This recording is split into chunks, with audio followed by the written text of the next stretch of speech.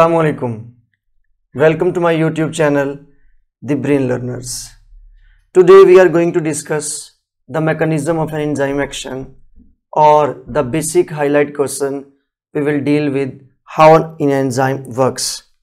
Basically, we are going to discuss the action of an enzyme. Basically, as we know that what are enzymes? Enzymes are globular proteins. Which proteins? Three-dimensional globular proteins. All we know about proteins. So, we are going to discuss the basic highlighted question as I am writing down here. How an enzyme works.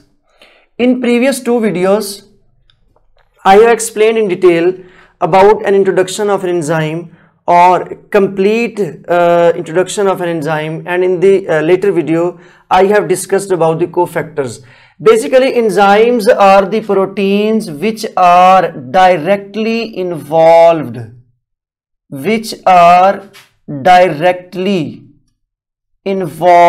in controlling of metabolism. So these are the proteins which control our metabolism. So that's why they are very important for our body, for our growth, for our metabolic reactions, because enzymes are the proteins that increases the speed of biochemical reactions that are involved in the completion of our chemical reactions, and in turn they are directly involved in the controlling of our metabolism. So when we talk about the working of an enzyme or action of an enzyme, basically we have to know two main things about an enzyme.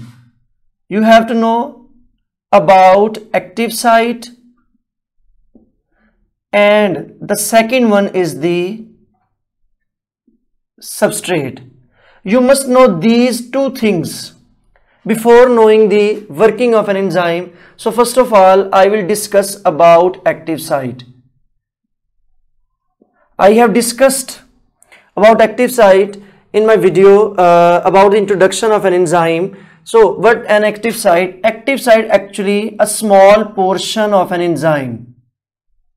A small portion of an enzyme.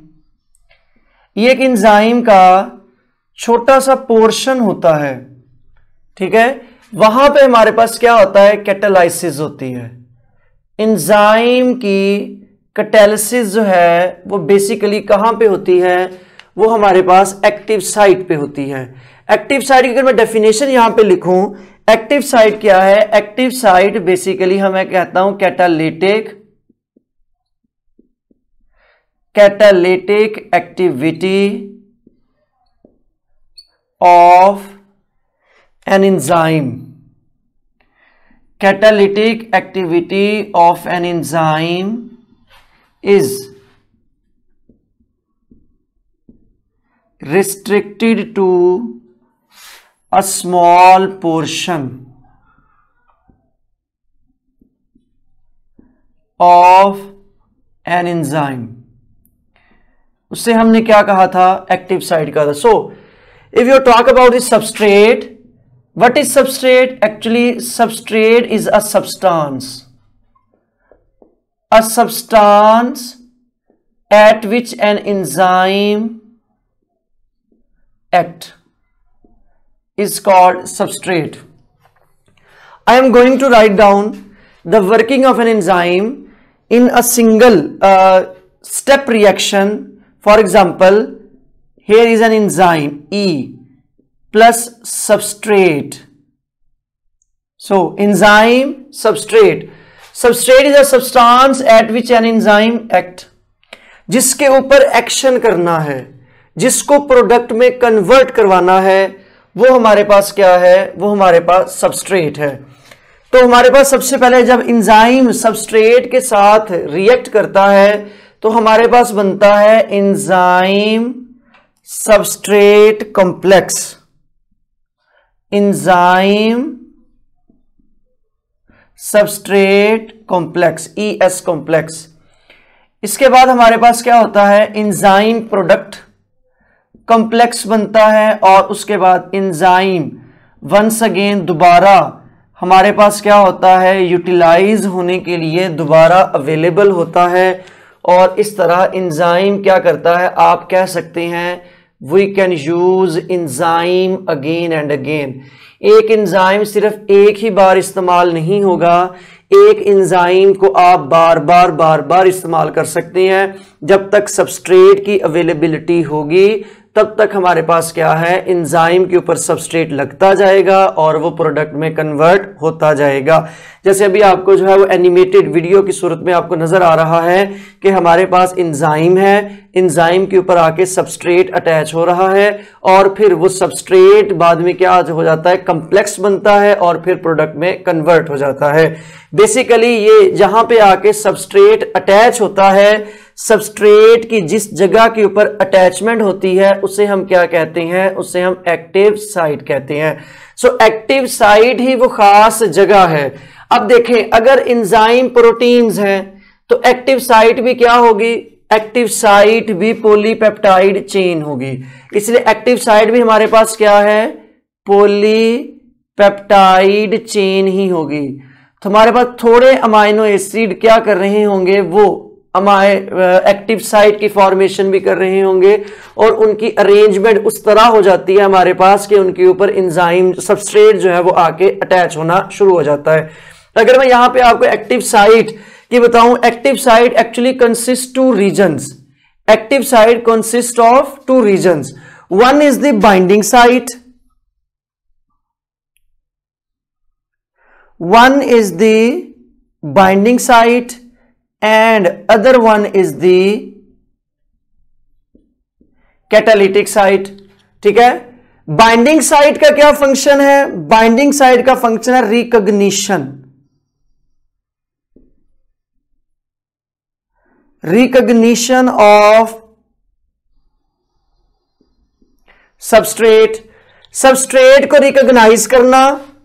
Second one क्या आता है हमारे पास, attachment,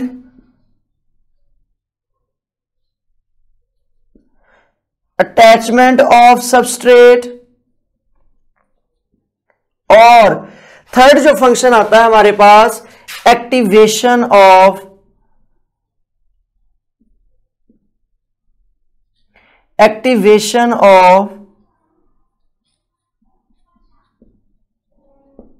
catalytic site. So binding site has three functions.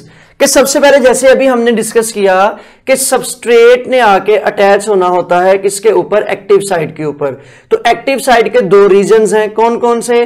पहला reason तो हमारे पास क्या है कि एक ऐसी साइट है, एक ऐसा पोर्शन है जिसके ऊपर आके सबस्ट्रेट ने अटैच होना होता है, सबस्ट्रेट की अटैचमेंट होती है, उसे हम क्या कहते हैं, बेसिकली वो हमारे पास जिसको मैंने स्टार कर दिया है, actually that was the binding site. Binding site has basically three functions.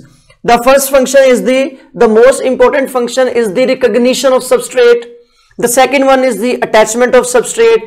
If substrate is recognized, if proper substrate for the proper specific enzyme is recognized, that substrate will be attracted for which forces? Physical forces, non-covalent bond forces.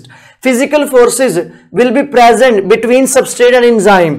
Substrate will be attracted and attached with the active site. That was the second function of the binding site. Third function is when substrate is properly attached, then next one is the activation of catalytic site. And activated catalytic site of active site transforms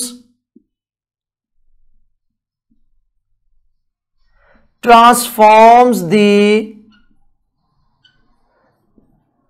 substrate into product.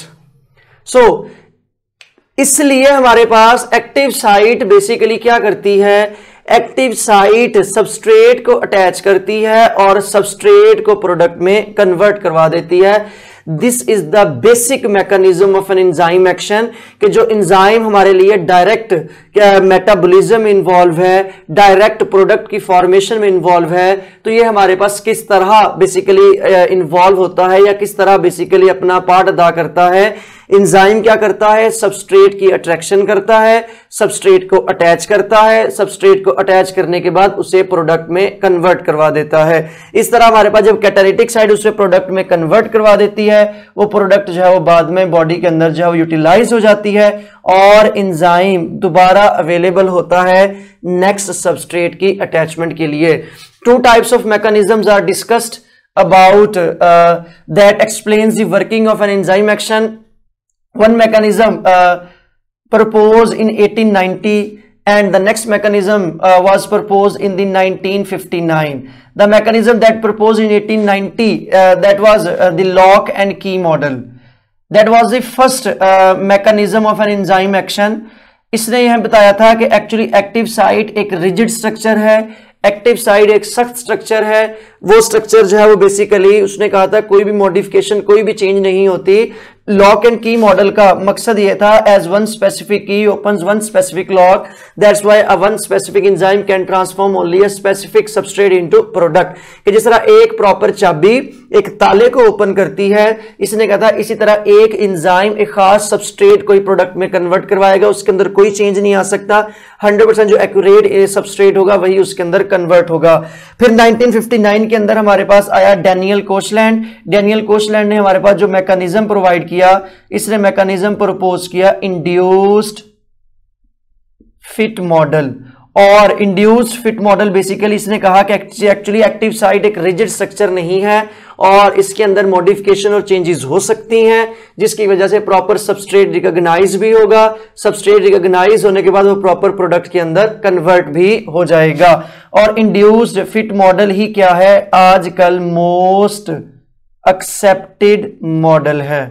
ठीक है, तो ये हमारे पास basically mechanism of enzyme action था।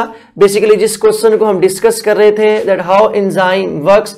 तो enzyme जो है वो इस तरह काम करते हैं, सबस्ट्रेट की अटैचमेंट करते हैं और प्रोडक्ट में कन्वर्ट करवा देते हैं। Thank you so much.